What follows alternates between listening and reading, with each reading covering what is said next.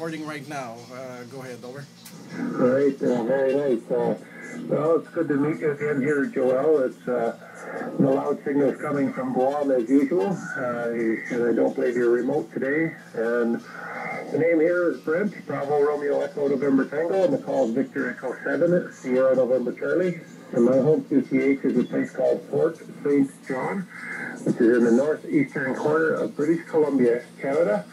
And we're about 3/4 of the way up the province of British Columbia, very close to the Alberta border. And back to you, Whiskey Hotel number 2 X-ray from Victor Echo 7, Sierra November Charlie. Okay, very well, Brent. And up to this moment, I'm still recording, and you will see probably tonight or tomorrow morning. I will upload this in YouTube. Very good signal. Still solid copy. Victor Echo 7. Sugar Nancy Charlie. This is Whiskey Hotel 2 X-ray in Guam. Back to you. Well, the interesting thing is, I think I just heard an African station coming in. It must be long past, and a little bit off the long path here for me also. But I'm quite sure I could just hear a African station in there. So maybe the band is going to start opening up long path for me into Africa. I know this time of the year it's usually fairly decent. And I've talked to a friend of mine over there quite a few times, Volker. He just changed his call. I think it's 2 Sierra number 6 Yankee. It used to be a 3, or maybe I got that backwards. But yeah, I've talked to him a few times, talking to the VKs from this area, which is about 240 degrees to 250 degrees. And once in a while we get lucky and get a very good path into Africa over the South Pole there, Joel. Joel. Here, I'll try and say your name right. In Canada here, they call it Joel. But over there, it's pronounced Joel, I believe. Whiskey Hotel number 2 X-ray, Victor Echo 7, Sierra November Charlie.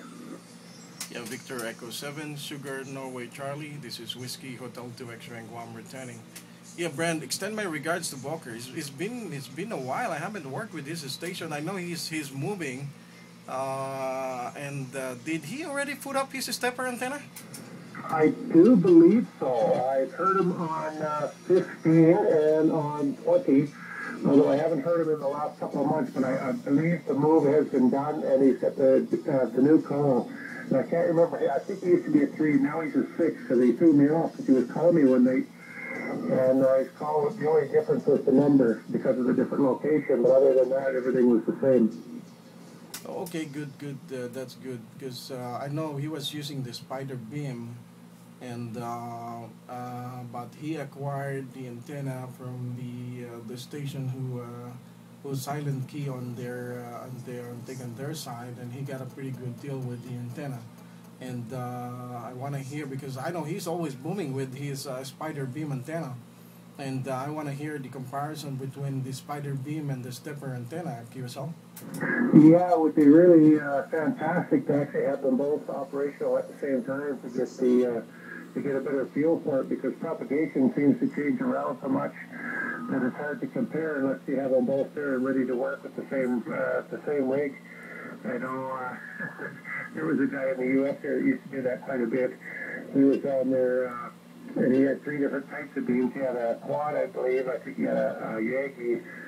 And what was the other one? A bigger Yankee or something like that. And he used to do reports all the time. And it was quite fantastic to listen to sometimes, because some places in different parts of the world would give them a completely different report than other places. So some beams with a different takeoff angle was working better in some places than others. So I don't think there's any great big advantage over most of them, but I don't know. I prefer the beam myself, but I've never used the quad.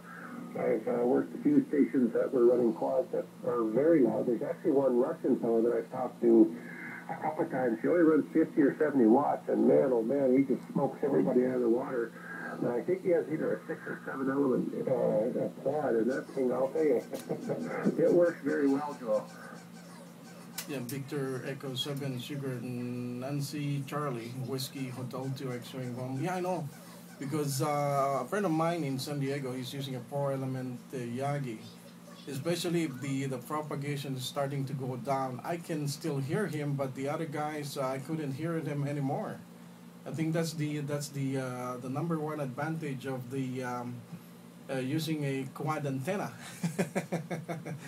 I know there's one guy there in Canada. He's using a 4/4 quad antenna. Or I don't even know who that would be. What's his first three letters?